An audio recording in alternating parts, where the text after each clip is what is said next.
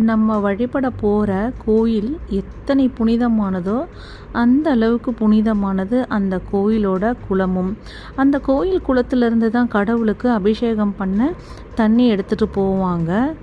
ஸ்தல விருட்சம் அது எவ்வளவு முக்கியத்துவமோ அதே அளவு முக்கியத்துவம் இந்த கோயில் குளத்துக்கும் இருக்குது.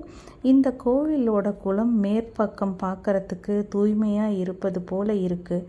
ஆனால் நீங்கள் உள்ளே பார்க்கும்போது தான் குப்பை கிடங்கு போல குப்பைகள் இருப்பது தெரியும்.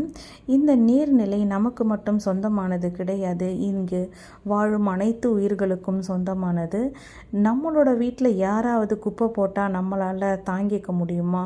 ஏன் இந்த நீர்நிலைகளில் நீர்க்காகங்கள் இருக்குது, மீன்கள், தவளை, நிறைய உயிரினங்கள் இருக்குது. அவங்களோட வாழ்விடத்தில் நம்ம குப்பை போடுறோம். முக்கியமாக கோவிலுக்கு இருக்கிற அந்த குளத்து தண்ணியிலேருந்து தான் கடவுள் அபிஷேகத்துக்கு பயன்படுத்துவாங்க. இந்த இயற்கையிலேருந்து தான் நமக்கு எல்லா விதமான பொருட்களும் கிடைக்கிது.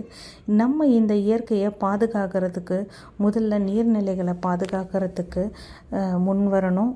அட்லீஸ்ட் க்ளீன் பண்ண முடியாட்டி கூட நம்ம குப்பை போடாமல் இருக்கிறது ரொம்ப நல்லது. நாம் செய்கிற நல்ல பழக்க வழக்கத்தை தான் நமக்கு பின்னாடி வரப்போகிற தலைமுறைகள் பின்பற்றுவாங்க. அதுக்காகவே இந்த இயற்கை வளத்தை காக்கிறதுக்காக நம்மளால் முடிஞ்ச சின்ன சின்ன வேலைகளை நம்ம செய்யலாம். குப்பைகளை குப்பை தொட்டியில் மட்டும் போடுவோம். குளத்தெல்லாம் சுத்தமாக வைக்கிறதுக்கு உதவி செய்வோம். நம்ம முன்னோர்கள் நமக்காக அமைச்சு கொடுத்த நமக்கு பின்னாடி வரவங்களுக்கும் தூய்மையாக அதே அன்போடு நாமளும் விட்டு செல்வோம்.